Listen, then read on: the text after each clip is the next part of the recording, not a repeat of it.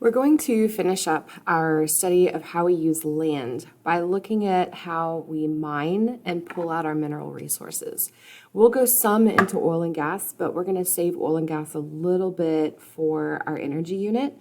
We're talking more about mineral resources that are solids, that are minerals, and then our oil and gas, since we tend to burn that for energy, we'll kind of save that with energy. We'll go a little bit into coal, but so minerals are naturally occurring solids. They're inorganic, so that's why we're kind of leaving our petroleum products for another time because they're organic.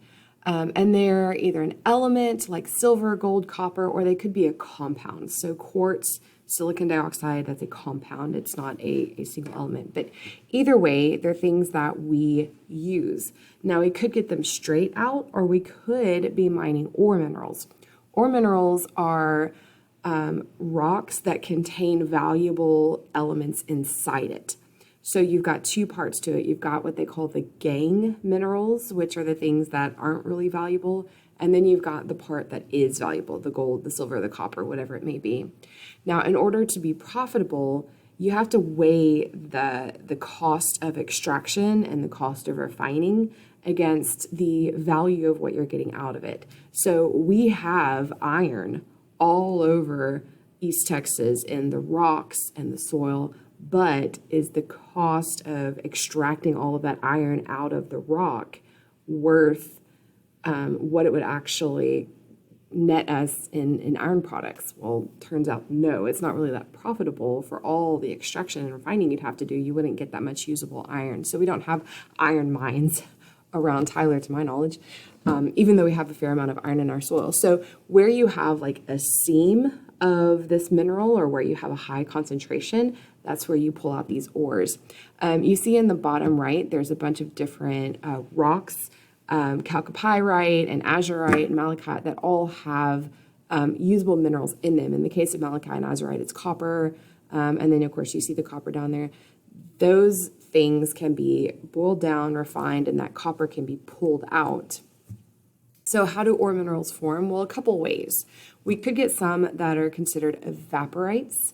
When water from a lake or an ocean evaporates, it leaves those dissolved minerals behind. So in the case of salt, salt is an evaporite. We get that from, or one way that we get salt is from ocean water evaporating and leaving the salt behind. You also get what we call hydrothermal solutions. So hydrothermal is hot water. So it's a solution of hot water that contains these materials dissolved in it. They go through the groundwater and they go through fractures, and then when the water leaves, those minerals are crystallized and left behind, and that's how you get those veins of copper or whatever you're mining at. That's how you get those veins of them, is that used to be a little stream of water. So we can use many different minerals in many different ways. Don't think just diamonds. Metals that we pull out can be shaped, they conduct heat and electricity, and then we can combine two or more metals and create alloys. So think iron and nickel and cobalt and aluminum and tin. All of those metals are useful to us in industry. And then non-metals such as perhaps gypsum. Gypsum is the stuff in sheetrock that makes it real powdery. We also use gypsum in concrete. Quartz we use to make glass. You can melt it down and then shape it, and then it'll make glass. But then there's, of course, the gemstones, which we all know and love because they're so pretty. Diamonds, sapphires, emeralds. Those are also minerals that we mine out of the earth. Different ways of mining. This one is coal mining, but the same type of stuff applies to any of your minerals. You can do surface mining or you can do underground mining. So the left side over here is underground mining methods. You have drift mines and slope mines. You have elevators that go way down, what they call a shaft mine, and you dig into the earth. You're not exposed at the top, and dig down like a little gopher and extract the minerals as you go. Surface mining, you're taking off the surface and exposing the mineral, or in this case, the coal. So many different techniques, many different ways of doing it. In East Texas, our coal mining industry is surface mining. They'll actually take and scrape off the top layer of dirt and soil. They'll pull all the coal out, and then they'll replace it back and do their land mitigation. So it's called open pit mining. That's the type we have here. The topsoil is scraped off, that surface rock is removed, they expose the coal and pull it out. And then once they're done and they replace that overburden, contour the land like it used to be, they do a lot of GIS, geographic information systems, to figure out what that topography historically was and try to put it back as close as they can to what it used to be. And then they place that soil back on top and the vegetation is replanted. And it's not just because they're nice people, it's also the law. You have to reclaim the land. You can't just leave a pit like this indefinitely. So here are some looks at land reclamation before mining and after mining. I'm not sure what kind of mines these are. These aren't from Texas, but it's showing you that before they have the surface open and exposed, and then after they have to put all that back, replant the native grasses, even restore the waterway topography. If there was historically a creek or a stream, you've got to put that back. All right, so to get sea salt, if you've ever been to the grocery store and you see the flaky sea salt, that is done by evaporation. They take ocean water, sea water, pump it into a big pit, and then let the sun evaporate it. And what's left behind, they can purify and use for table salt. But actually, I have to say, probably looking at the water, what this is used for is more of the salt that they use to salt roadways when it gets cold. So this doesn't look like anything you'd actually want to eat. I'm guessing the pits for edible salt would be lined in concrete, covered, and taken care of a little bit better than this. My guess is this sea salt is actually used for salting roadways. Another way of mining, and this is falling into that category of surface mining because you're not digging down into the earth, but this is what they call placer or placer deposits. I'm going to go with placer deposits. When minerals weather out of rocks, say you've got a mountain and the rocks are going down the mountain as they weather, as they're eroded, then they wash into streams. Now, a couple of ways. You notice the old what they call panning for gold down here. This was the way that they did it in the gold rush of the 1800s out in California. Gold is very heavy, it's very dense. And so they would scrape up these deposits, these minerals and all the sand and silt and sediment that's washed down from the mountains. And they would shake it back and forth. The gold is heavy, so it would stay behind while the lighter sediments are washed out.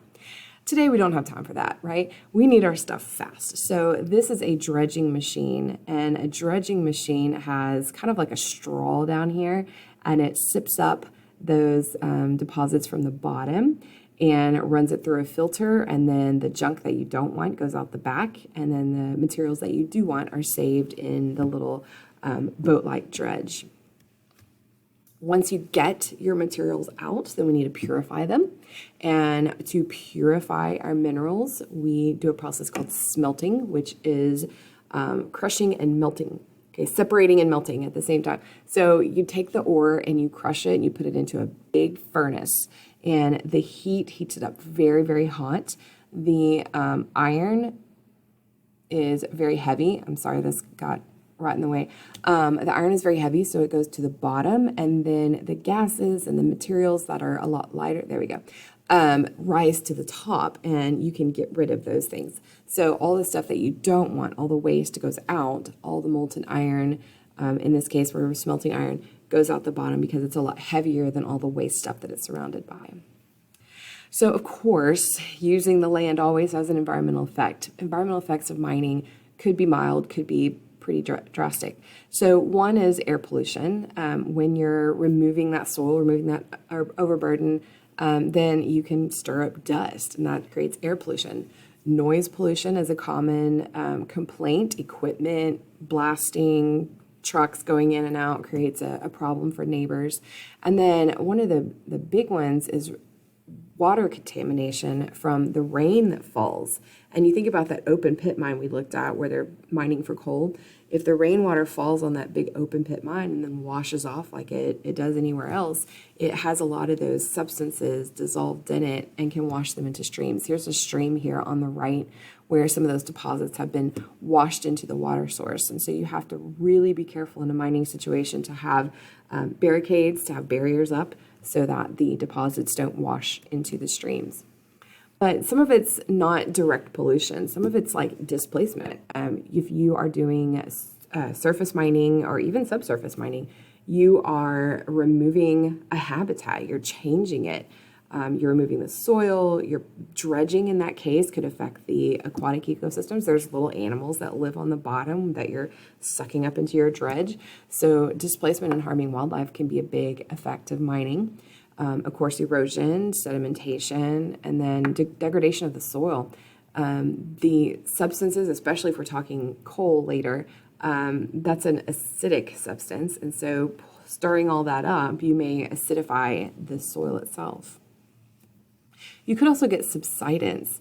Think like if you're burrowing underneath the ground doing one of those shaft mines, you're making it a big hole in there. And think about like if you ever had gopher holes in your yard, suddenly there's little sunk in places, right? Same thing can happen. If you remove soil from the earth, then that earth may subside, it may sink down to take the place of the stuff that's been removed. And you could also have mine fires. If a fire breaks out underground, it's very hard to put out. You can't just rush down there with a fire truck, right? It's a little shaft. It may burn for a long, long time. There are some coal fires in, say, West Virginia, the eastern United States that have been burning for decades because there's just no way to put them out. So what can we do? Well, here's the stuff we do. This is the good news at the end. So we've got the Clean Water Act, which forces companies to look at how their runoff is affecting the local watersheds. You've got Safe Drinking Water Act, which protects our groundwater. That's the underground water. You've got what we call CERCLA, the Comprehensive Response Compensation and Liability Act, saying that you have to take care of the land that you're mining on. If you're getting something economic out of it, then you better be taking care of it. Endangered Species Act will tell companies where they can and cannot mine, because if there's an endangered species habitat, you can't disturb it. You have to leave it. And then finally, SMCRA, the Surface Mining Control and Reclamation Act, it mandates that they reclaim the land after mining, and then any past mining activities that were already messed up before this went into effect in 1977, it sets aside some money to work on reclaiming those. So from 1977 on, the company is responsible. Before 1977, there's some funds to help clean up any previously disturbed places. Okay, so that is a very quick look at mining and our mineral resources, and we will kind of wrap up our section on land use and management.